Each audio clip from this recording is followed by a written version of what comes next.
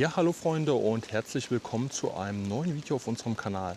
Mein Name ist Christian, ich bin zusammen mit Melanie unterwegs, die da hinten, ich weiß nicht, ob ihr sie seht, da hinten irgendwo ist die kleine Maus. Und wir sind heute wieder in Frankreich unterwegs, denn wir sind auf den Spuren der Michelstellung, so haben die Deutschen diesen Frontbogen genannt, wo sie sich nordöstlich in Frankreich eingegraben haben.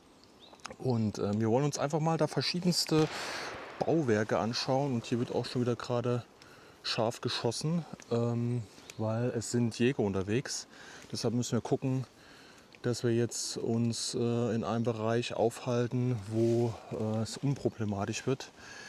Wir haben auf jeden Fall hier schon was entdeckt. Das wollte ich euch jetzt hier eben einmal zeigen, bevor es weitergeht. Und zwar haben wir hier einen Betonvorbau und der ging höchstwahrscheinlich hier direkt auch an die Wand. Also nicht wundern, also hier hinten verläuft jetzt auch schon direkt die Straße. Das ist jetzt hier nur ein Stop gewesen, den wir jetzt aus dem Augenwinkel her gesehen haben.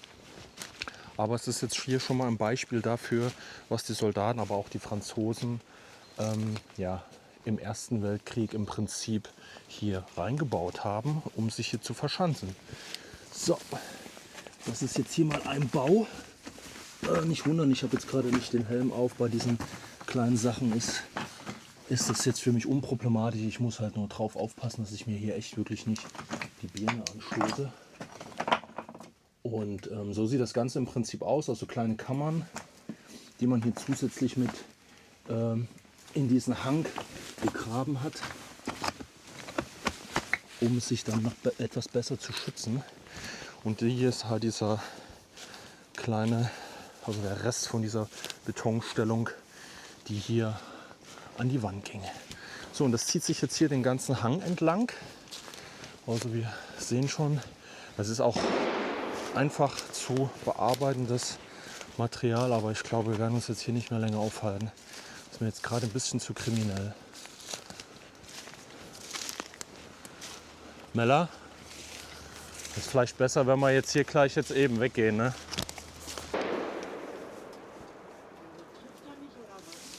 Ja, also mit den Jägern hier teilweise ist wirklich eine komische Situation. Also es ist direkt an der Straße. Hier ist jetzt auch gar nichts ausgeschildert, dass Jagd ist. Also keine Bezeichnung, auch keine Leute gesehen. Also ich weiß nicht, wie das hier in Frankreich gehandhabt wird, aber irgendwie ist das, macht das keinen guten Eindruck. Weil da, wo wir jetzt auch hergehen, sind normale Wanderwege. Das möchte ich nur mal eben kurz dazu sagen. Und wir sind jetzt hier auch direkt an der Straße. Also wir sind jetzt nicht irgendwo in einem Gebiet, wo man nicht sein darf. Also deshalb finde ich das echt ein bisschen strange. Ja, hier haben wir jetzt wirklich mal einen komplett, da wo Melanie drin ist, einen komplett ausbetonierten Unterstand direkt jetzt hier in dem Hang.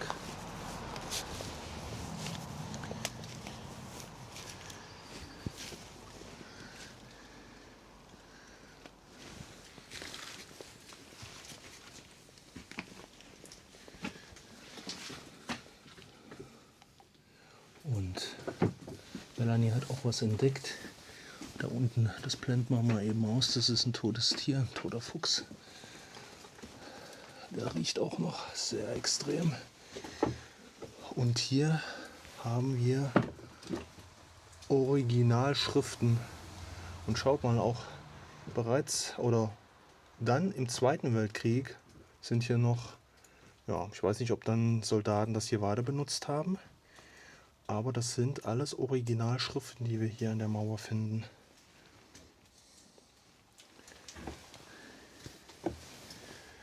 So. Und dann haben sich die Soldaten hier einfach weiter reingegraben. Bis hier hinten hin. Es geht sogar noch weiter, ne? Ja, da ist aber schon der zweite Zugang auch. Also ihr seht jetzt hier das Material, was wir hier haben. Das ist hier nur so, ja, eine Mischung oder größtenteils Sandstein wird das sein. Ne? Also direkte Volltreffer wären diese diese Sachen auch nicht überstanden haben. Da werden dann, glaube ich, mal von draußen reingehen. Brauchen wir uns jetzt hier nicht so durchkrebsen. Also man sieht es wirklich hier. Hier sind einzelne Mauerfundamente. Hier geht es weiter. Auch das sind alles Mauern. Dazwischen auch. Also das wurde hier über diese ganze Fläche jetzt hier an dem Hang gebaut. Also die haben sich wahrscheinlich hier dann in ihren betonierten Häusern ganz normal bewegt. Und wenn es jetzt einen Angriff oder sowas gab, kann ich mir vorstellen, dass die dann hier rein sind. Oder die haben einfach hier hinten auch Munition und so weiter untergebracht. Und man sieht ja jetzt auch hier wieder, wir sind jetzt hinten von der einen Seite gekommen, hier den betonierten Bereich. Also auch da haben sie Beton eingelassen und hier sind rostige Stücke. Das weist wieder darauf hin, dass das entweder von irgendwelchen Gegenständen sind, die die Soldaten so allgemein benutzt haben, aber auch, und da müsst ihr halt wirklich extrem immer noch hier aufpassen in Frankreich, Munition. Das ist wirklich so. Ja, also das ist hier verbunden. Das geht hier einmal so ein Schlauch an der Seite komplett entlang.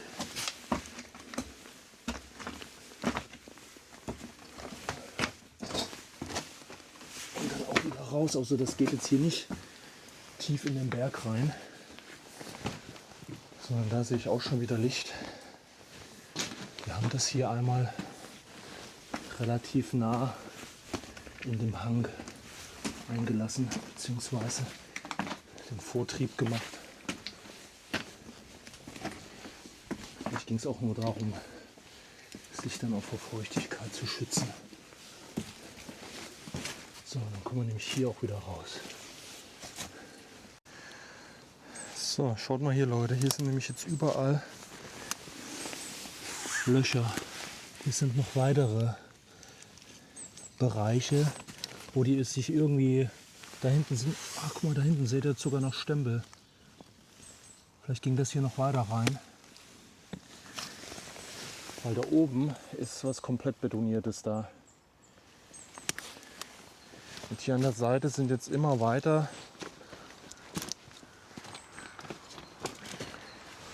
solche kleinen Löcher. Das ist schon krass. Also das ist hier auch nicht richtig dokumentiert. Also auf die Daten, die wir jetzt hier zurückgreifen. Schaut mal, Leute. Ey, da geht ein richtiger Stollen richtig weit nach hinten weg. Aber der Zugang hier ist sehr, sehr eng. Schaut mal, wirklich, da geht es richtig weit. Mal gucken, ob es noch einen anderen Weg rein gibt. Krass. Noch ein Stollen, Leute. Geht da ums Eck. Ich weiß nicht, ob da hinten auch wieder Licht ist. Aber wir wollen einmal da hoch. Schaut mal, Leute, hier. Der Zugang. Das wird richtig interessant. Und ja, wir hören im Hintergrund immer noch die Jäger schreien und die Hunde und so weiter. Ja, wir können froh sein, dass wir nicht so weit im Wald jetzt sind. Und dass sich dieses Objekt, was wir jetzt wirklich durch Zufall auch gefunden haben, dass wir das jetzt hier hoffentlich in Ruhe erkunden können.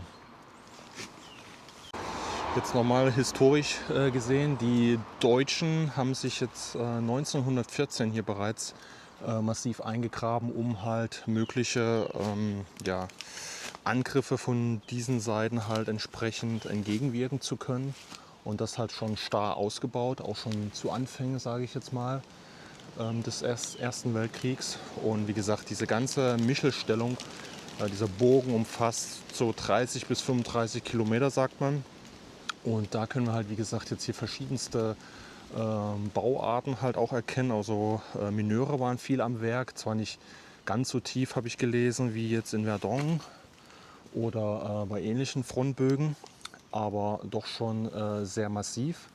und natürlich viel Betonbauten. Und die Deutschen haben es wirklich auch bis 1918 da behalten, also sind da drin gewesen, bis die Alliierten, die Briten und auch die Amerikaner das dann im Prinzip aufgelöst haben. Deshalb findet man in dieser Gegend auch viele Mahnmäler und Denkmäler von verschiedensten Einheiten, die halt hier auch mit gekämpft haben. Und ja, guckt euch das mal an hier. Melanie ist gerade hier schon in diesem Zugang verschwunden. Hier unten seht ihr halt auch, wie gesagt, die Straße. Das ist jetzt krass, wenn man jetzt weiß, ne, hier geht die Straße her und kaum einer nimmt das hier für voll. Weil das ist hier, wie gesagt, auch nicht irgendwie ausgeschildert. Und auch sonst haben wir keine Querverweise jetzt auf diesen Bereich gefunden. Da gibt es schon Abplatzer. Also man hat hier das Ganze auch irgendwie beschossen. Da oben auch. Und ja, das hier oben ist noch eine Mauer. Da gehen wir gleich noch mal hin. Aber wir gucken jetzt mal, wo Melanie drin verschwunden ist.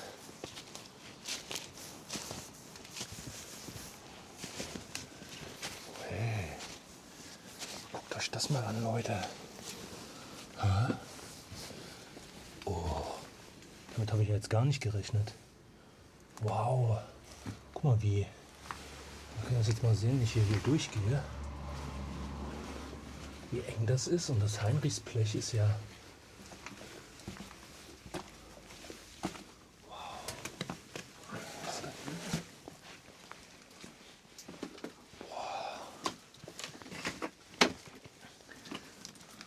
Wow. Hier gibt es noch einen weiteren Zugang.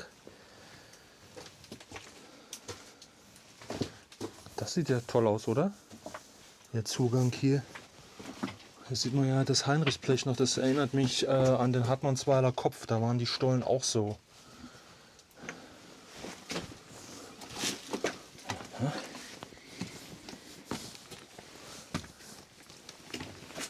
Hier seht ihr auch, hier ist der Raum deutlich breiter. Hier oben ist auch noch das Heinrichsblech drin, aber nee, nicht mehr. Nur noch bruchstückhaft. Der Rest liegt hier unten. Das ist alles schon verrostet. Und hier geht es auch wieder weiter. Also eine höhere Stellung so gesehen. Aber im Prinzip genauso gemacht wie weiter unten. Also kann man schon sagen, so terrassenförmig angelegt.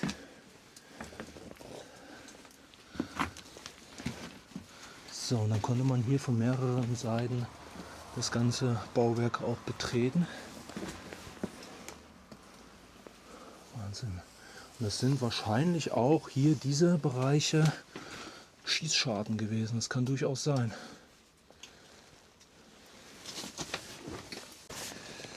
So, wir sind jetzt hier raus. Hier haben wir auch gerade schon rausgeschaut.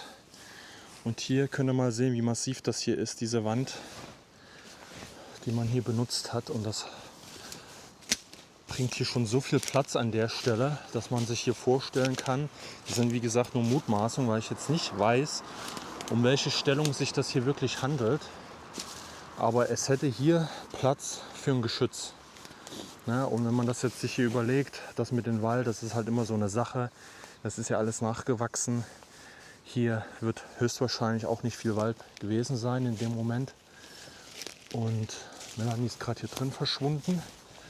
Da haben wir ja rausgeschaut. Genau. Guck mal, da in der Wand ist irgendein Metallteil verbaut. Und dann geht das hier weiter.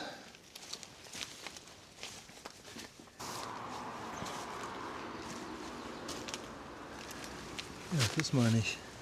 Was ist das denn hier? Das sieht aber merkwürdig aus. Jetzt kann einer sagen, was das hier für ein Relikt ist. Es ist halt direkt hier in der Wand auch eingelassen. Das ist hier ist Beton, aber das ist so dünn. Ich weiß nicht, ob das irgendeine Art Abwasserrohr sein könnte. Das ist halt auch ziemlich groß. Kann natürlich sein, dass der ganze Bereich hier auch überbaut gewesen ist. Hier geht es nämlich weiter. Hier sind so Nischen. Das wirkt schon fast so, als ob hier Artillerie stande.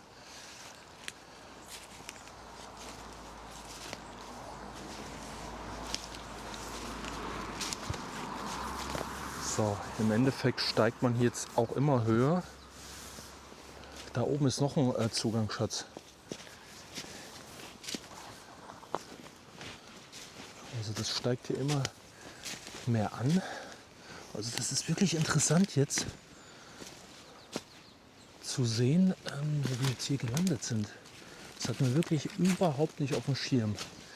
Das macht das Ganze auch immer wieder sehr interessant hier. Boah. Schaut mal, Leute. Wieder so ein Stollenzugang. Ich glaube, hier wird es immer noch weitergehen. Oh, guck mal, da geht eine Treppe hoch. Oh, hey. Okay, Leute.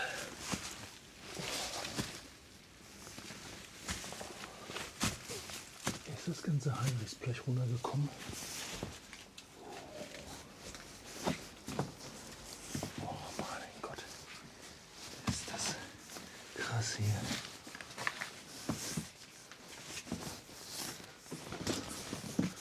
Jetzt ist hier sogar eine Treppe eingebaut.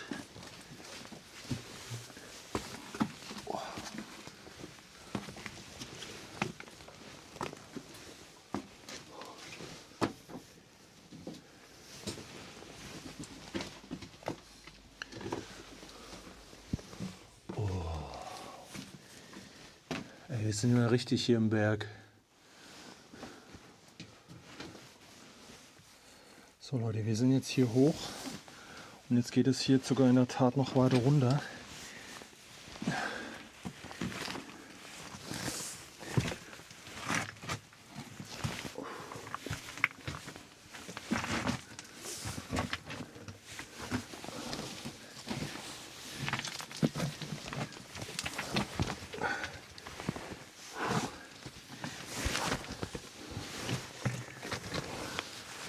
Jetzt etwas schmaler.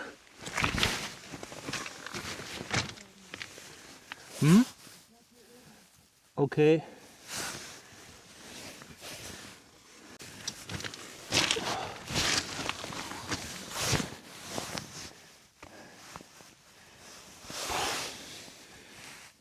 Hier ist auch ein Fossil. Seht ihr mal, dass hier mal ein Urzeitmeer gewesen ist.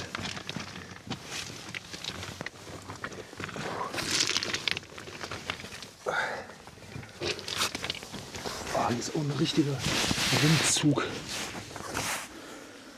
Ja, natürlich ist ein Messgerät auch mit am Start, aber hier kannst du unbedenklich. Ach, hier jetzt würde es auch reingehen. Okay. Also, boah.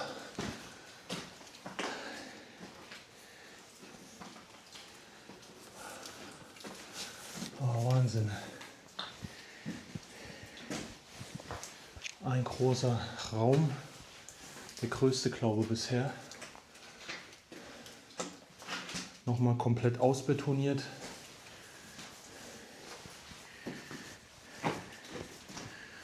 Und hier geht es wieder raus.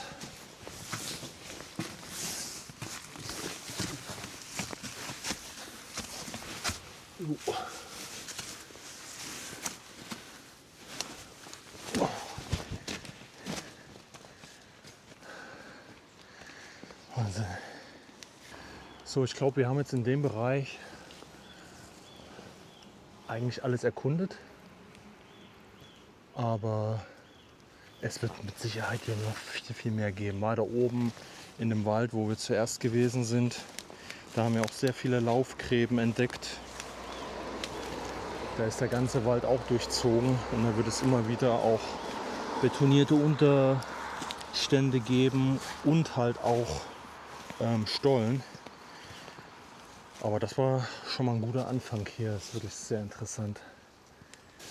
So, jetzt nochmal für euch zur Einordnung, was ich jetzt auch gerade erfahren habe, was wir ja durch Zufall entdeckt haben. Da, wo wir gerade gewesen sind, das war ein französisches Fort, was die Deutschen halt auch 2014, sage ich schon, 1914 versucht haben auch einzunehmen, was ja dann zum Teil halt auch gelungen ist. Und wir befinden uns jetzt hier an einer, ja, für den Tourismus auch ausgebauten Stellung, der Deutschen, also das, was wir vorhin hatten, das war ein französisches Fort.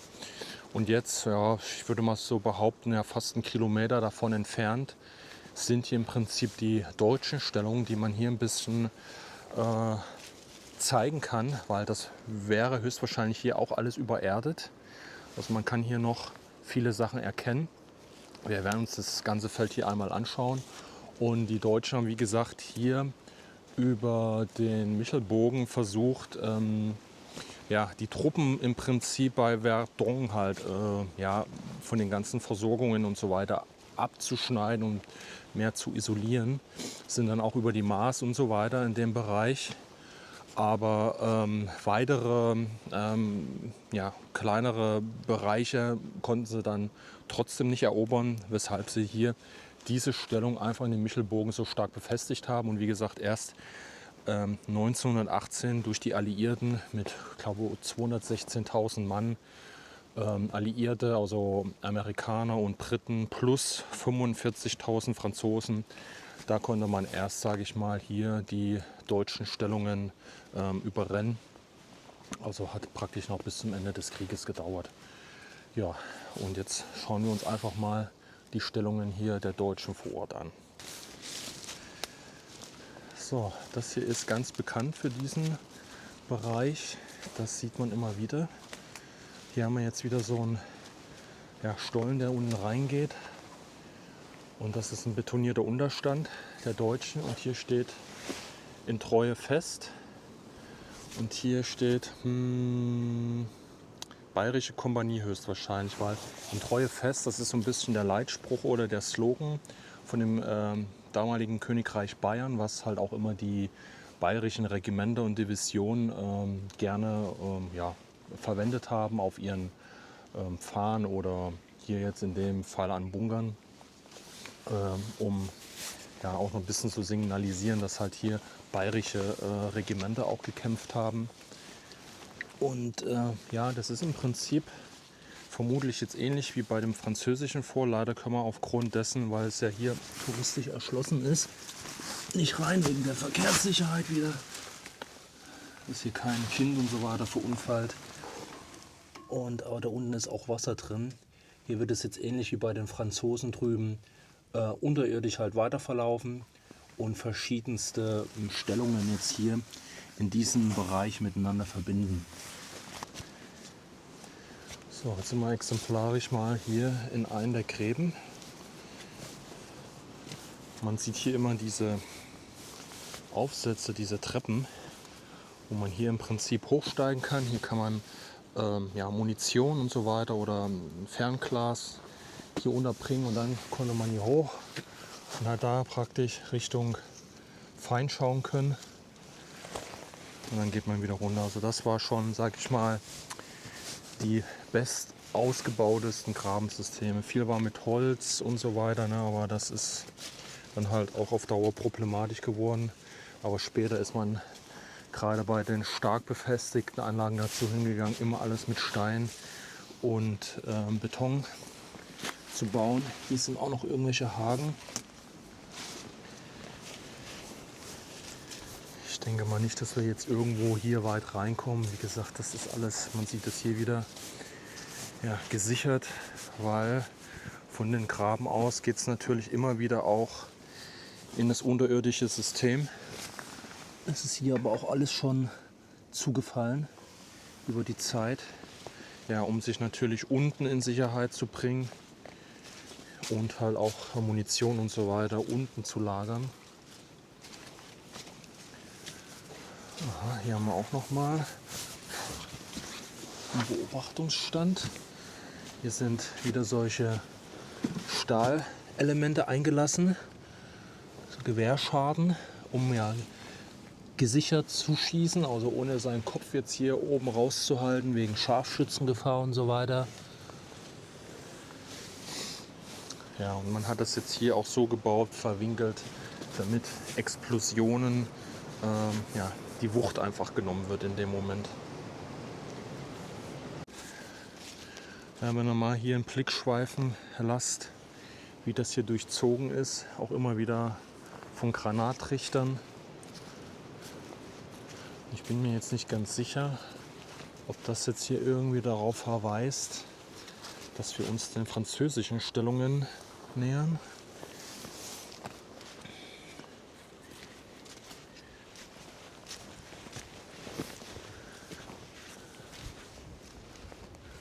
Ja, ihr könnt das hier entdecken, also der ganze Wald ist durchsetzt von irgendwelchen betonierten Unterständen, hier auch wieder. Oh Mella, hier können wir rein.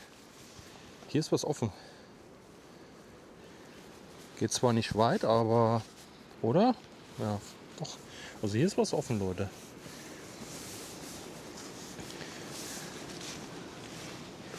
Boah.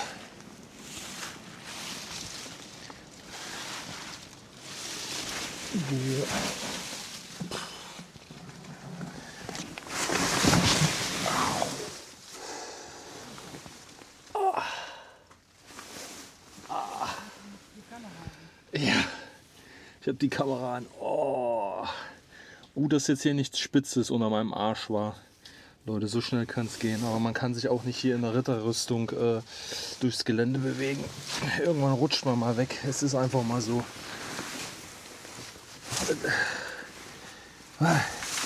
Es ist nichts passiert, Leute. Oh. Ja, und hier unten ist dann wieder ein Hohlraum, wo die vermutlich was gelagert haben. Und hier sammelt sich jetzt nur noch das Wasser. Ja, Leute.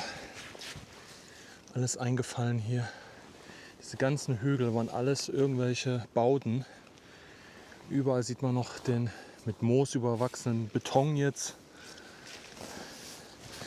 Auch hier, wo wir drauflaufen, das war alles hier irgendein Graben, der natürlich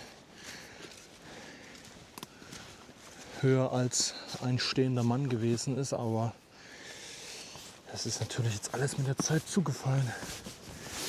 Verschiedenste Löcher, wo was abgelegt werden konnte, wie Handgranaten etc., was man dann im Grabenkampf gebraucht hat, wenn Ansturm kam. Wir können uns jetzt hier über diesen Pfad praktisch über den ganzen Sachen bewegen. Hast du was entdeckt? Oh ja, da geht es schon wieder rein.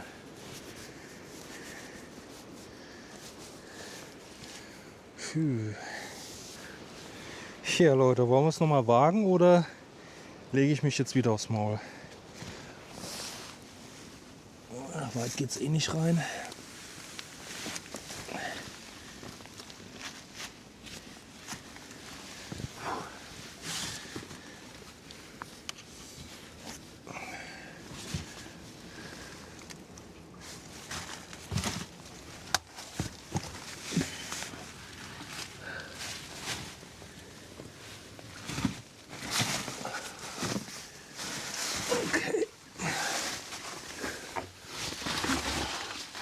Hier ist das gleiche Bild, ne?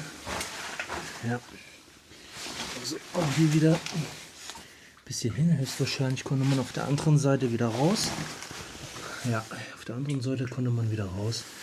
Falls ein Zugang verschüttet ist, dass man noch einen Notausgang hat. Und hier konnte man sich dann auch vorübergehend vor Wind und Wetter schützen. Und vor allen Dingen auch die ganzen Verbrauchsgüter und Munition, was man so hier hatte, auch vor Nässe schützen.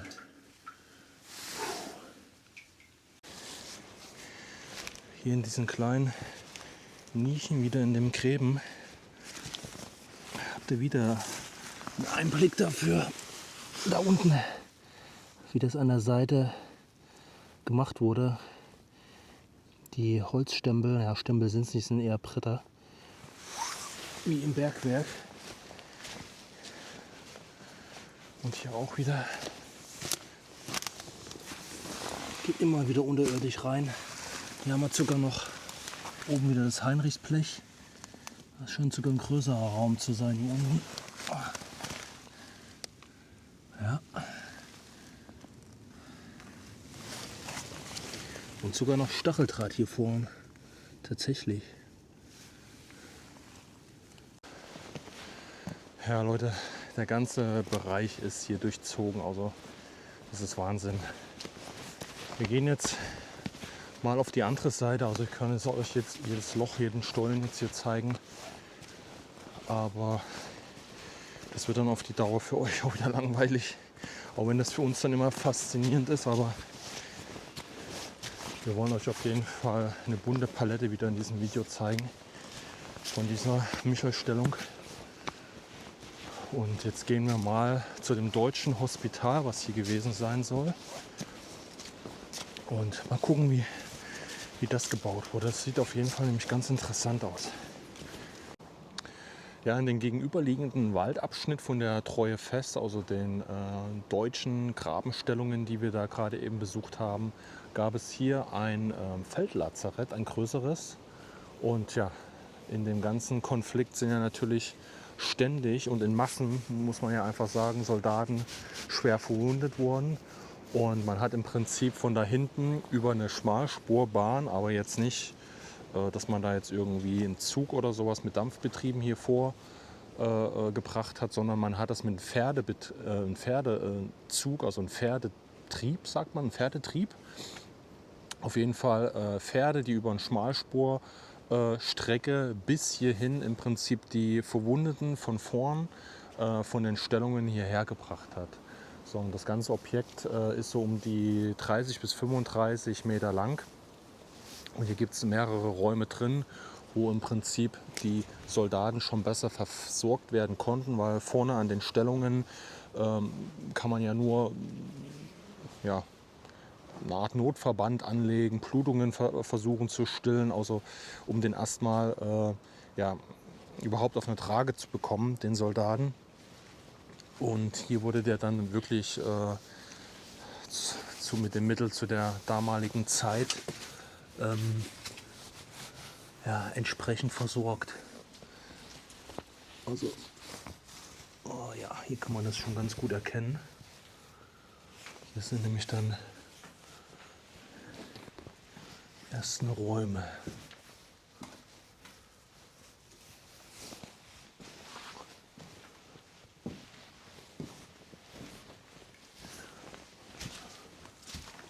Gucken wir uns das mal eben von außen auch an, wie das aussieht, damit man was man einen Eindruck hat. Dann müssen wir auch gerade von der anderen Seite rein.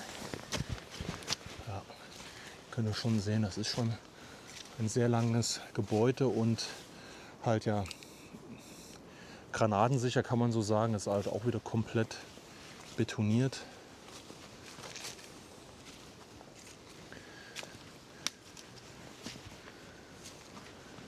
Und anhand dieser Öffnungen kann man halt auch erkennen, dass das jetzt kein Bunker in dem Sinne halt ist.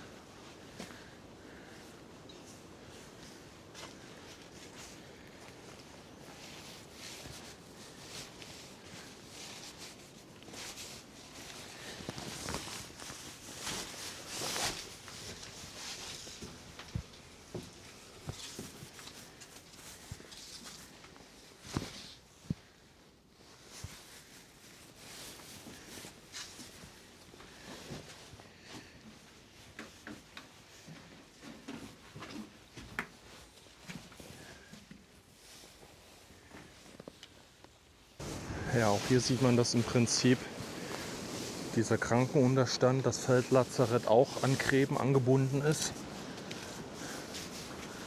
Hier ist ja jetzt der Unterstand.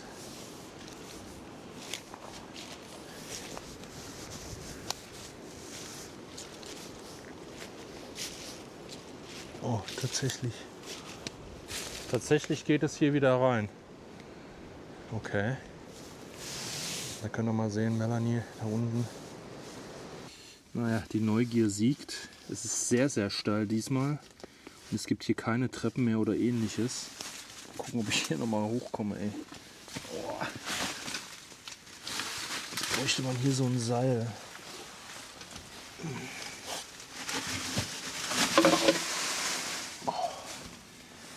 Ich glaube, die Hölzer, die sie hier reingemacht haben,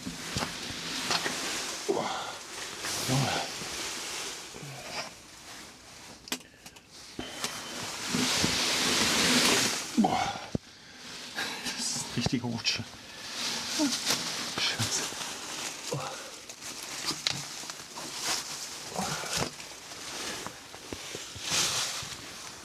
Oh. Hier ist ein richtiger Stollenschatz.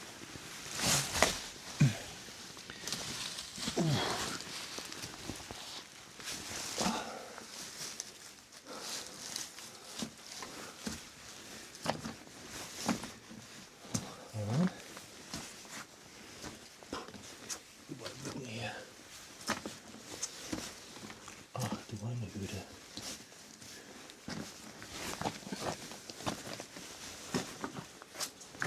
Oha. Schaut euch das mal an hier.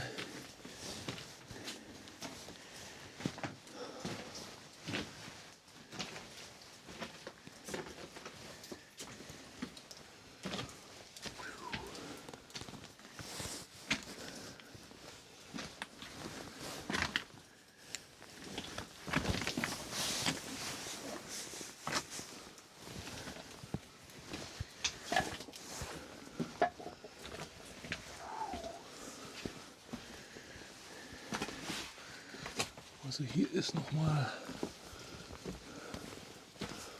jetzt wird es auf der anderen Seite wieder hochgehen.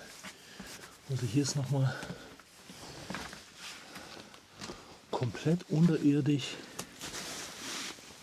Hallo, bist du gerade hier hingegangen? Okay.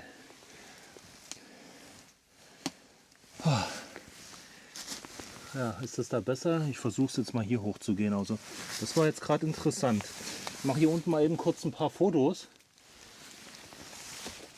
Hier unten ist ein riesiger Raum. So, wir haben jetzt hier noch mal eben kurz einen Stopp gemacht. Das ist einer der unzähligen Friedhöfe, die es hier in dem Bereich auch gibt. Auch um Metz und Verdun und so weiter. Also überall, sage ich mal, in dem Bereich kilometerweit findet ihr immer wieder kleinere und größere Friedhöfe, wo man in unmittelbarer Nähe von den Schlachtfeldern die entsprechenden Soldaten, die hier gekämpft haben, beerdigt hat. Und hier ist halt auch immer tragisch noch zu sehen, relativ bei Kriegsende noch 1918 sind hier Soldaten ums Leben gekommen. Arthur Horstmann, Sergeant, Johann Gefreiter. Ja, und das geht hier durch. Das wollte ich euch hier jetzt auch noch mal an der Stelle zeigen, was das wieder für Massen sind. Jedes Kreuz ist mindestens 2 Menschenleben jetzt in dem Fall. Und hier gibt es auch noch mal ein schönes Mahnmal, was noch mal zeigt, mit welcher menschlichen Tragödie das Ganze hier verbunden ist. Und deshalb finde ich, sind diese Mahnmäler halt immer sehr, sehr wichtig. Und man sollte die halt auch mit Respekt behandeln. Und auch wenn es für viele halt schon so weit entfernt ist, sind die halt mega wichtig für uns, um uns immer wieder zu erinnern, was passiert ist in der Vergangenheit und dass man das halt vermeiden sollte. So, wenn es diese Mahnmäler nicht gibt, es hat nichts mit Kriegsverherrlichung und so weiter zu tun, sondern man will wenigstens den Menschen, die in den meisten Fällen auch nichts anderes, sie hatten ja letztendlich keine Wahl. Ne? Sie gehörten irgendeiner Nation, an irgendeinem System und mussten in den Krieg ziehen. Und viele wollten das ja gar nicht. Und das sollte man sich halt immer wieder vor Augen führen und halt gegen so Kriegstreiberei und alles halt zu arbeiten. Weil das ist das Ergebnis. Es gibt kein anderes Ergebnis wie das. Ne, es werden keine Grenzen großartig verschoben, vielleicht temporär, dann aber ist irgendwann der Konflikt beendet. Und er hat nur Menschenleben gekostet und die Grenzen werden in den meisten Fällen auch wieder so hergestellt, wie sie ursprünglich gewesen sind. So ist meine Meinung. So, und deshalb erfüllt das eigentlich überhaupt gar keinen Zweck. So, was uns gerade hier eben bewusst geworden ist, diese Kreuze hier, die sind alle aus Metall und neu betoniert. Und der Friedhof, der sah mal so aus. Also mit diesem Grabstein, schaut euch das mal an. Wir haben hier nochmal ein richtig schönes Mahnmal. 1914, 16, den gefallenen Helden der Maas-Moselwacht. Sie starben für ihr Vaterland. Also ein deutsches Mahnmal. Hier sind noch einzelne Namen mit Rang Major aufgeführt. Und hier unten sind jetzt exemplarisch Grabsteine, die man gereinigt hat und erhalten konnte. Hier ruht in Gott Hans Hahn, 1915 gefallen. Und die hat man hier in diesem Bereich aufgestellt. Das ist doch richtig toll.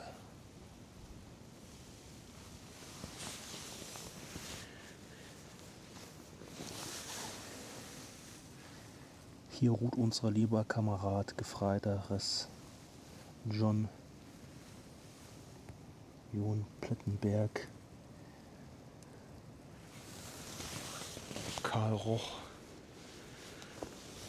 Ja, man hat diese ganzen Steine gereinigt. Sehr schön.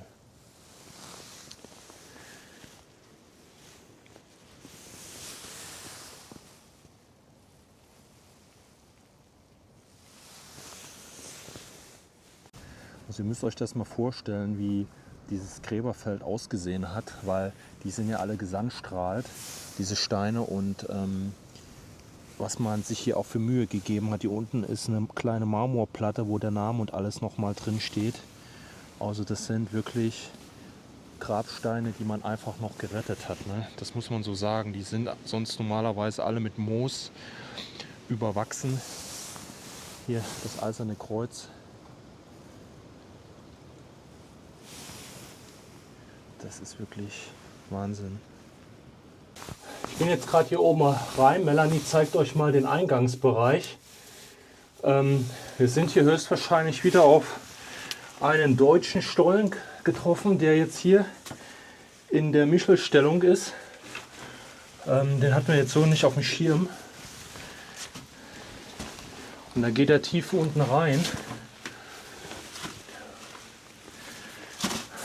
Und ich zeige euch das mal, was da drin ist.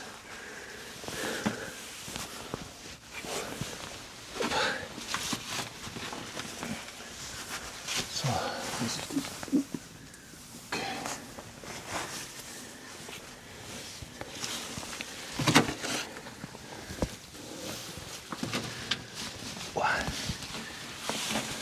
So, die Stollen, die sind im Endeffekt, gehen die trotz alledem ja nicht tief irgendwie in den Berg, oder besser gesagt hier in den Hang.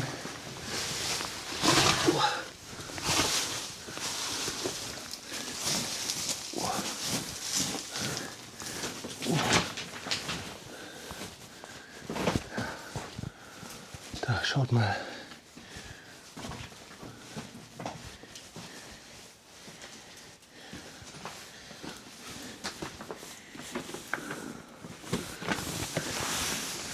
Oh Gott, oh Gott, oh Gott. Das ist aber ein richtiger Sturm.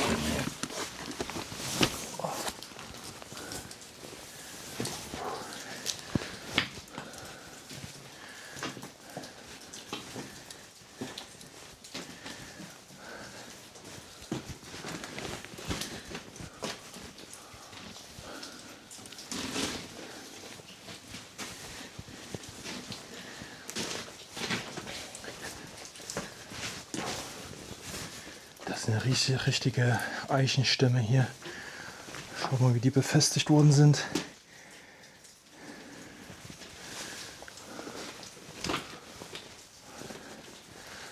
Oh, das sieht aber schon wieder ein bisschen kriminell aus hier. Deshalb auf keinen Fall nachmachen.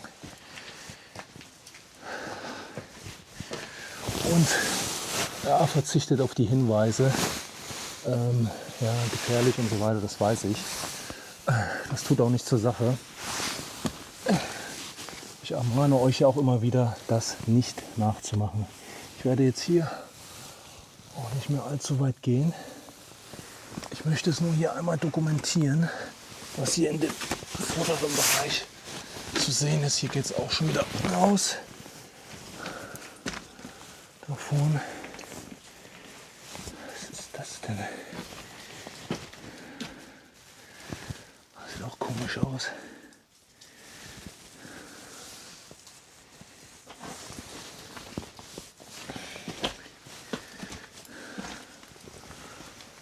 das geht noch ein kleines Stück da hinten weiter, aber so weit gehen wir jetzt nicht.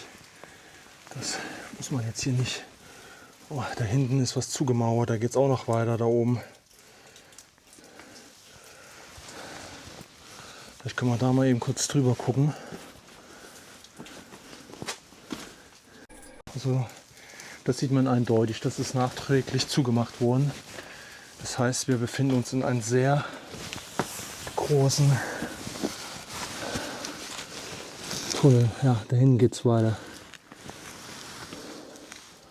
Aber ja, ich habe jetzt auch keinen Helm auf und so weiter, wo ich wenigstens ein bisschen Schutz hätte. Das will ich jetzt nicht da übertreiben, sagen wir es mal so. Es ist auf jeden Fall eine Aktion, die kann man noch mal machen. Aber wir haben heute einfach noch so viele Sachen vor uns. Aber so ist das halt manchmal, ne? Es ist dann doch immer mehr, als man dann in dem Moment erwartet. Aber besser so als andersrum. Und es zeigt euch natürlich, was das für gigantische Ausmaße sind. Was die Deutschen hier zu der Zeit des Ersten Weltkriegs hier in den Untergrund gegraben haben. Wahnsinn. So, dieses kleine Loch habe ich davon drin gesehen. Und ja, das Ganze ist hier im Prinzip unterhöhlt. Und dieser Gang, den wir jetzt gerade gesehen haben, der geht hier hinten her, darüber irgendwie. Und geht dann hier hinten rum auf die andere Straßenseite. Und da ist im Prinzip wieder ein Aus- oder Zugang, je nachdem. Also hier unter dem Waldboden, das ist wieder komplett unterminiert. Das ist schon krass, ey. Weil hier unten, habe ich gesehen, geht auch ein Graben oberirdisch her. Da, Verteidigungsgraben. Ja, und Melanie ist schon wieder in der nächsten Position. So, wir standen nämlich oben drüber. Also hier ist nämlich der Graben. Der geht hier durch und verbindet das Ganze hier mit einem Erbau durch das bayerische Mineur, durch die bayerische Mineurkompanie 1 steht da. Wir gehen jetzt gleich noch mal näher dran, aber das ist auch schon wieder ein Brocken.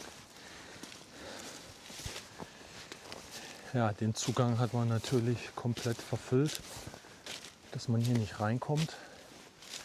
Und das sieht hier noch so gut in Schuss aus. Ich glaube, das hat man auch mal gereinigt. Weil wenn ihr euch da oben anguckt, den Sandstein mit Moos und so weiter, das hier unten, das hat man definitiv gereinigt. Aber es ist hier auch nichts ausgewiesen oder so. Krass. Und das hat mal einfach einer so gemacht. Ja, und man hat hier einen wirklich breiten Durchgang.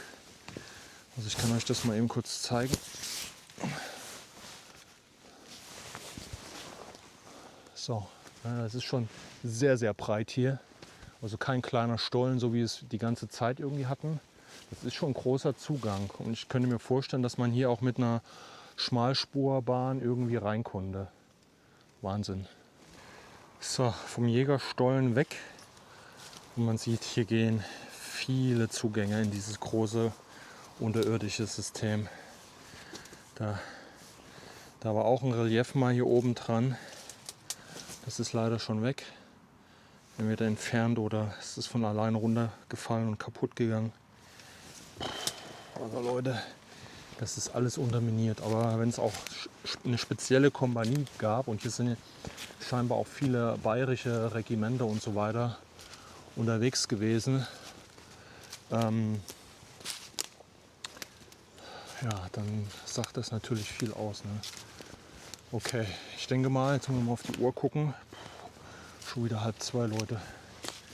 Wir haben noch eigentlich ein paar Spots, die wir jetzt gerne noch anlaufen wollen. Dann ab zum Auto. Ja, Leute. Ich stecke jetzt schon wieder mitten in einem weiteren Stollen. Und zwar, wir sind wieder ein bisschen weiter gefahren, aber wir sind immer noch bei der Michelstellung in dem Frontbogen. Und ja, altes Heinrichsblech. Hier ist aber auch sehr viel geziegelt in dem Moment. Hier wird irgendwas oben drin gestanden haben. Aber hier unten seht ihr noch den Balken da für die Firste. Und hier an der Seite ist auch alles betoniert. Und dann wäre es dann unten jetzt weitergegangen, aber da ist alles zugeschüttet.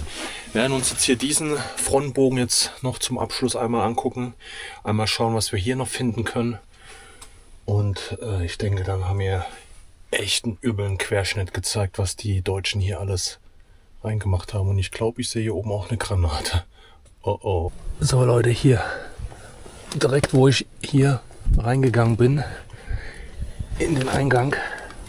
Aber die scheint nur noch die Hülse zu sein hier.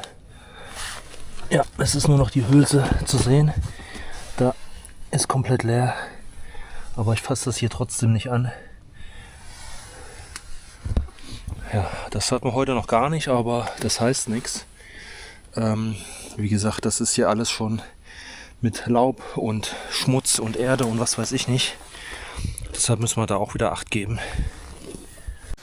So, hier könnt ihr das nochmal eben von draußen sehen, wie ich hier reingekrebst bin. Hier mit der Granathülse.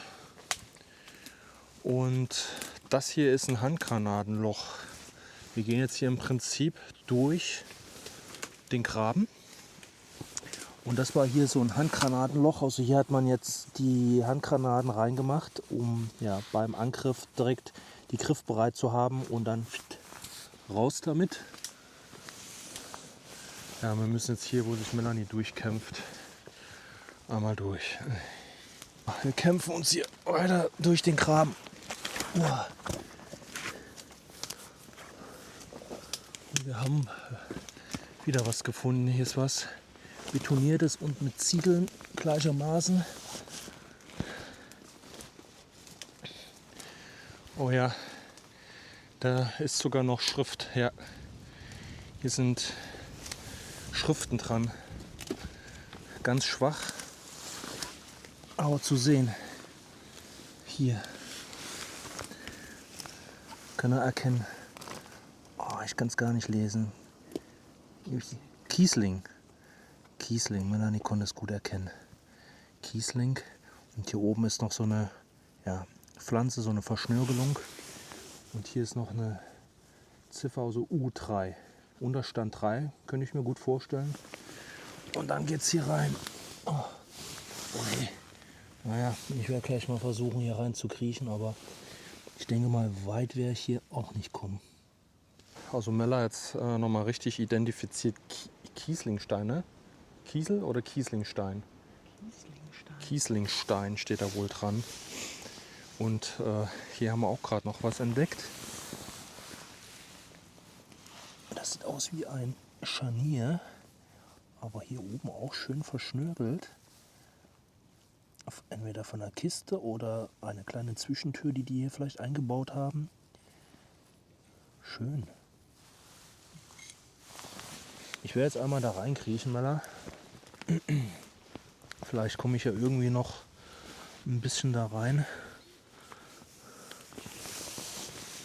Oh. Ich muss aufpassen, nicht, dass hier auch noch wieder irgendwo was liegt.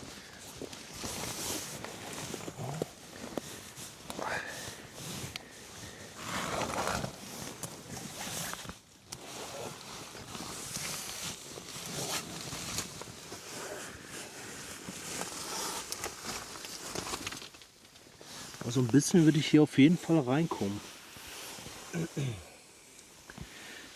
Also er ist nicht komplett jetzt hier verschüttet.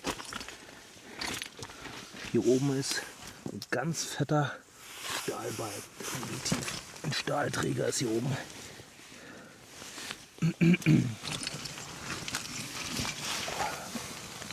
Hier ist auch alles schön betoniert hier oben. Da kann erstmal nichts passieren.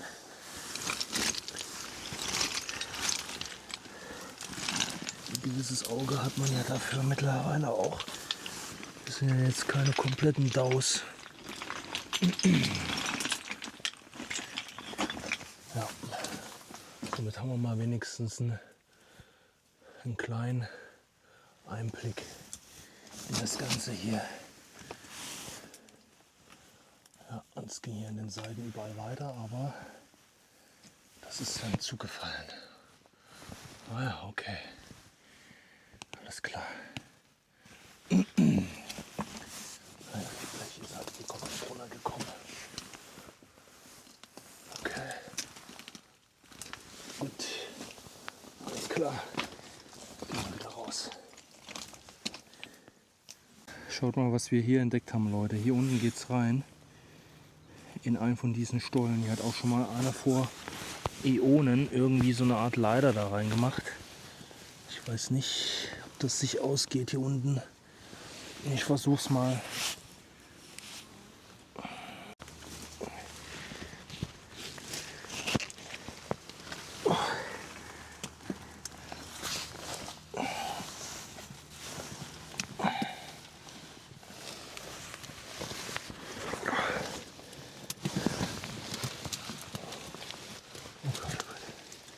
Ja, ich komme schon raus. Schaut mal hier, Leute. Und jetzt sind wir hier irgendwie in so einem schmalen Gang. Hier geht es nochmal runter. Oh, aber das ist sehr abgewinkelt jetzt. Ich glaube, das würde ich da nicht mehr schaffen.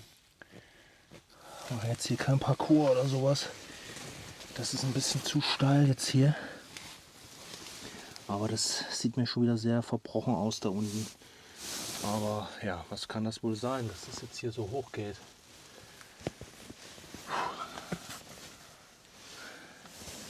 Sehr merkwürdig. Auf jeden Fall wird es unten irgendwo ein bisschen weitergehen, aber dafür reichen heute auch die Kräfte nicht mehr. Und da müsste man jetzt vernünftig ein Seil und alles ranmachen. Da muss man jetzt kein Risiko eingehen. Die meisten Sachen werden höchstwahrscheinlich auch dann verschüttet sein. Wir gucken lieber uns noch ein paar andere Sachen an. So Leute, wir sind jetzt hier ein bisschen weiter gegangen in diesem Waldstück und schaut mal hier, was das für ein kreisrundes Objekt ist. Und da, wo Mella steht, geht's rein. Das sieht wirklich wieder ganz interessant aus, oder?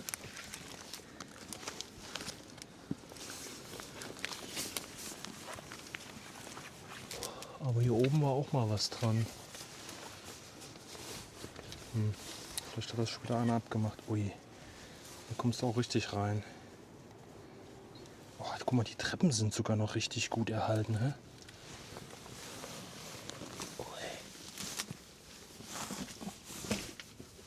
Und dann seht ihr mal, dass die hier mit diesen Metallschienen befestigt gewesen sind.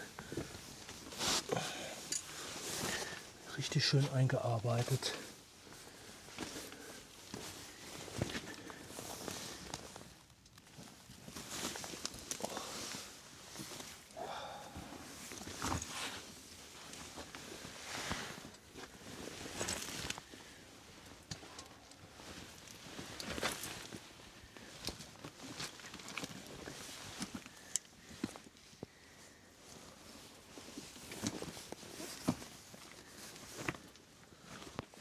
Mehrere von diesen kleinen Kammern.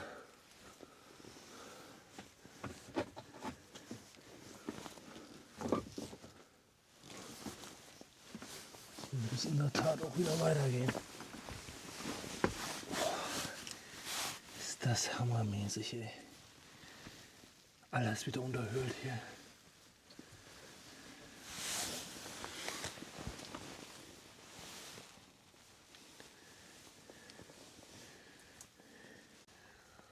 So Leute, das ist jetzt hier der letzte Stollen, wo ich jetzt noch mal rein bin.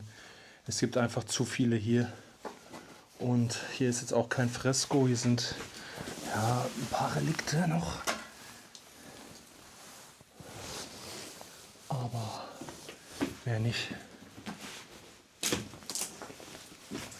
Und deshalb gehe ich jetzt hier wieder raus, weil ich muss sagen, ich bin jetzt wirklich sowas von K.O.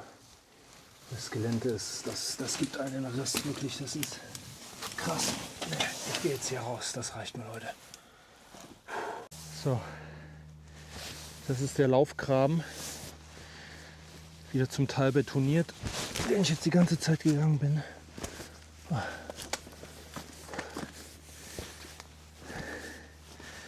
Und es kommen immer weitere Unterstände.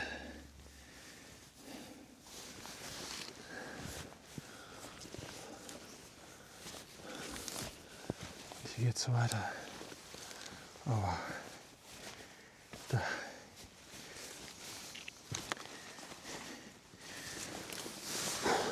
sind aber auch dann dichter unten. Also ihr könnt sehen, das ist wirklich Wahnsinn hier. Wir sind schon wieder Stunden unterwegs. Wir könnten nichts anderes machen, wie hier durch die Gräben laufen und ja, uns die Sachen anschauen. Da geht's weiter.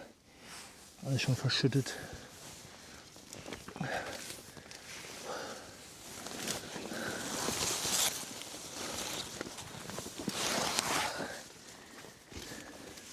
Hier auch. Wahnsinn. So, ich gehe hier raus. Ich kann nicht mehr. So, Freunde, zum Abschluss dieses Videos sind wir hier nochmal einen kleinen Berg hochgefahren und haben hier ein riesiges Denkmal. Wir werden euch das gleich hier auch nochmal mit der Drohne und so weiter zeigen. Butte de Montsec. Ich weiß nicht, ob ich das richtig ausspreche, wahrscheinlich eher nicht. Bin ja auch kein Einheimischer. Aber das Ganze ist, glaube ich, von den Amerikanern gewidmet oder gestiftet. Ich bin mir jetzt nicht zu 100%ig sicher, aber das ist sehr brachial. Das ist so ein bisschen wie so ein Tempel.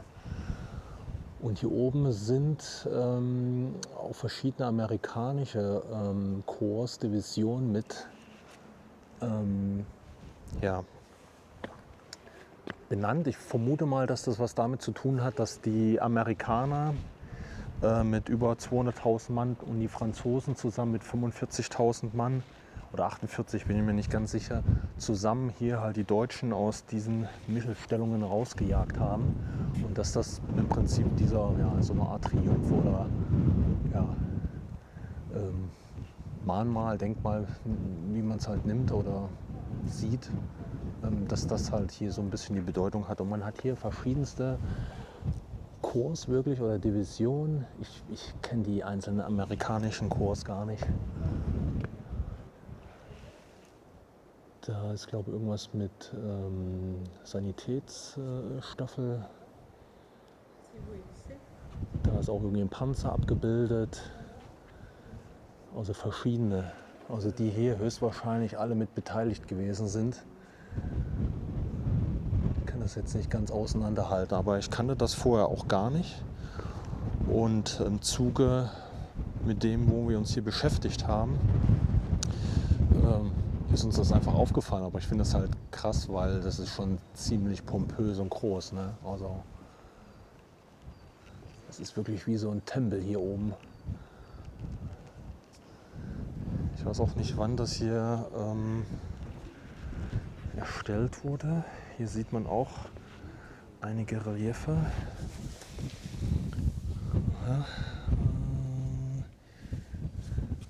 Aha, okay. Hier haben wir jetzt eine Map hier oben. Da sieht man so wirklich so ein bisschen den Frontverlauf, genau. Hier sieht man das ganz gut mit dieser roten Linie hier. Und hier sieht man jetzt wahrscheinlich den Frontverlauf, zu welchem Datum was wann hier gewesen ist.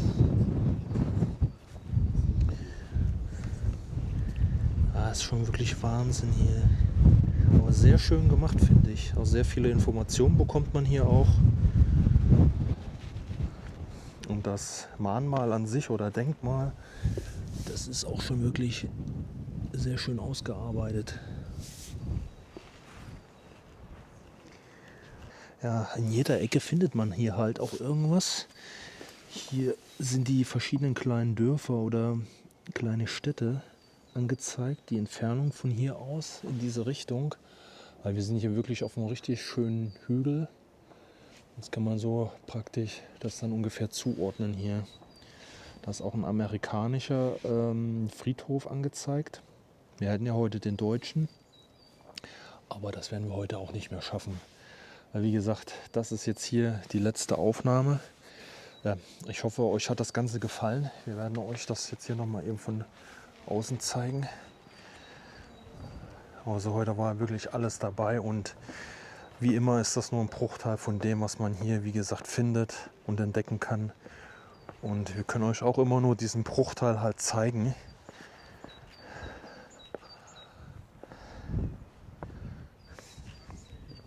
Und ich sehe gerade, meine Speicherkarte ist fast voll. Ich habe jetzt noch eine knappe Minute, Leute. Ich gehe noch mal eben kurz runter.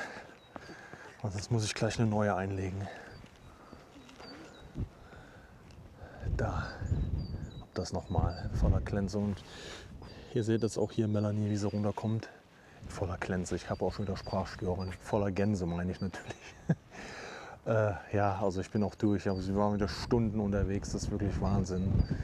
Und es zeigt auch einfach, wie massiv auch der Erste Weltkrieg halt gewesen ist. Ne? Und was man im Nachgang getan hat, um an den ganzen Quatsch, den man hier verpraktiziert hat, letztendlich auch zu gedenken. Das muss man einfach so sagen. So, an dieser Stelle war es das jetzt mit dem Video. Wir hoffen, wir konnten euch jetzt einiges zeigen. Es war mega interessant und hat richtig viel Spaß gemacht, das zu erkunden. Und hier jetzt mit dem krönenden Abschluss, muss man wirklich sagen, mit dem Denkmal, was im Zuge der Überwältigung der Michelstellung durch die Amerikaner und Franzosen in Kombination stattgefunden hat, zeigt einfach nochmal, wie gigantisch das Ganze hier gewesen ist. Lasst uns auf jeden Fall ein Däumchen da, ein Abo und die Glocke vor allen Dingen aktivieren. Dann werdet ihr immer informiert, wenn ein neues Video auf unserem Kanal erscheint. Und schreibt uns auf jeden Fall was in die Kommentare. Und dann würde ich sagen, wir sehen uns im nächsten Video. Macht's gut!